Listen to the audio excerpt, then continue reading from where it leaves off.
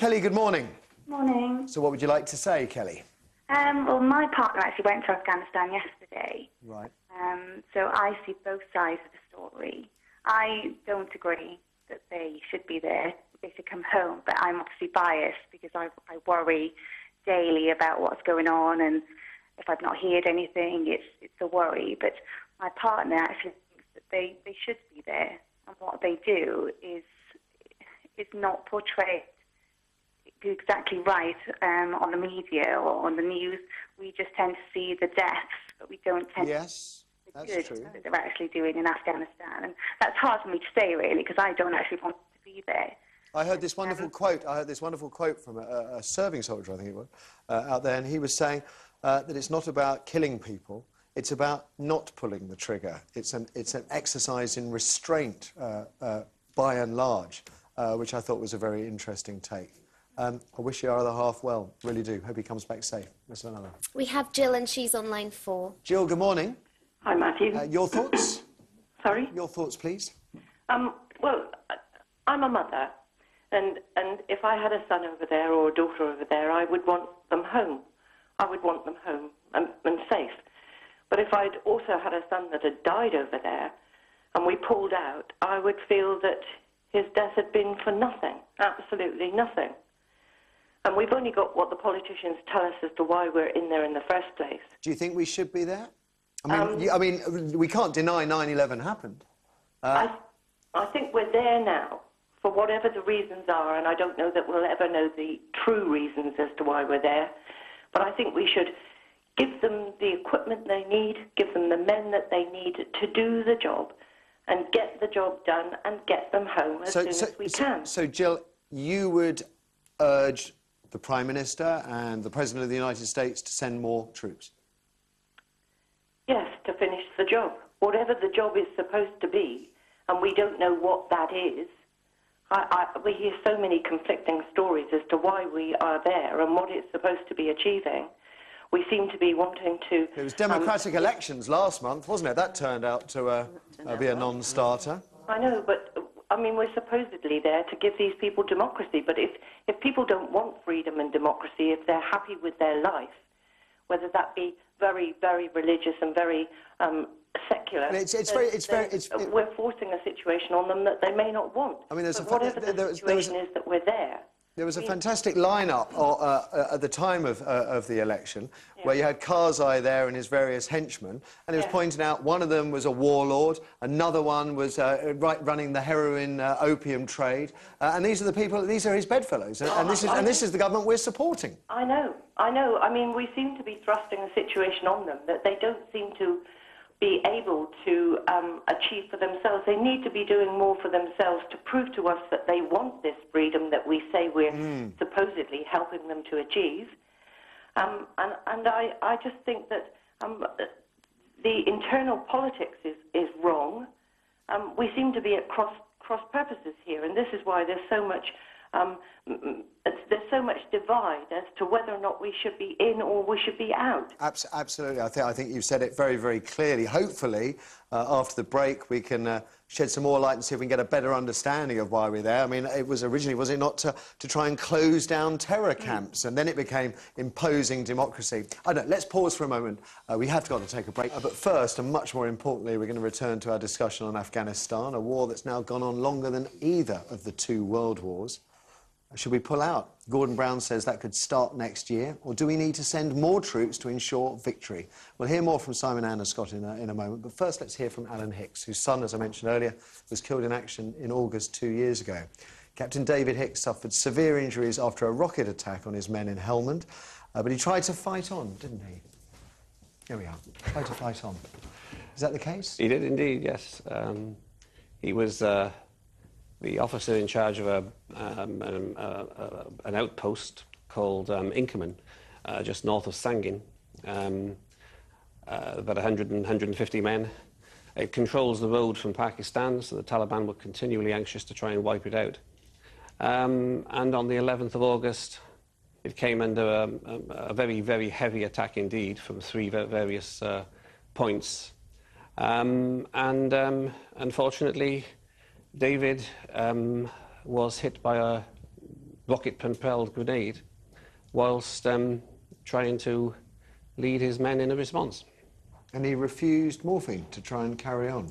Well, so the tale goes that he was taken down from the tower and refused morphine to, whilst demanding to be taken back up there to carry on doing his job.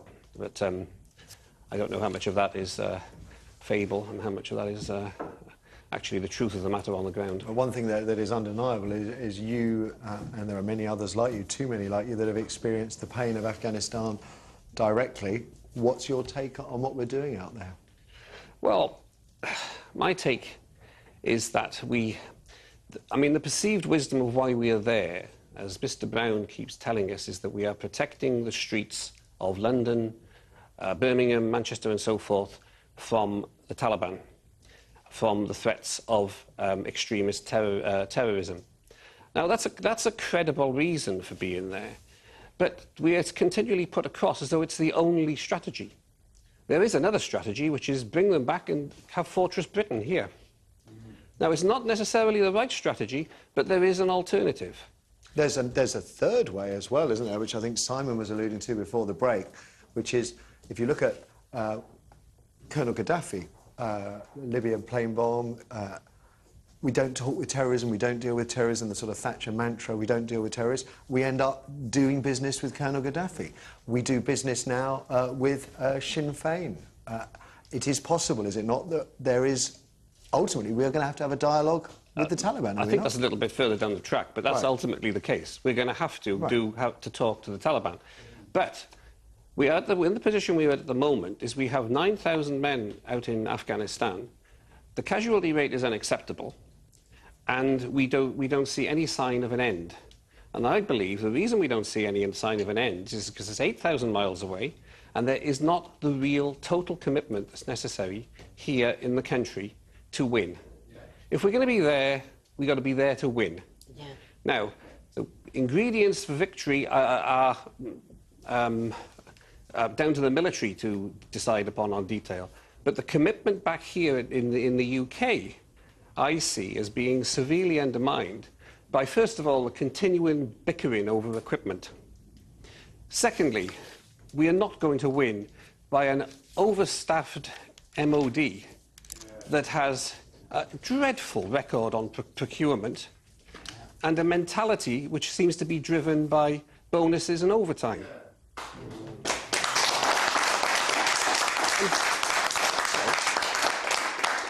And thirdly, we don't have that commitment, and we're not going to win if we have got politicians engaging in childless point scoring by rubbishing senior military personnel.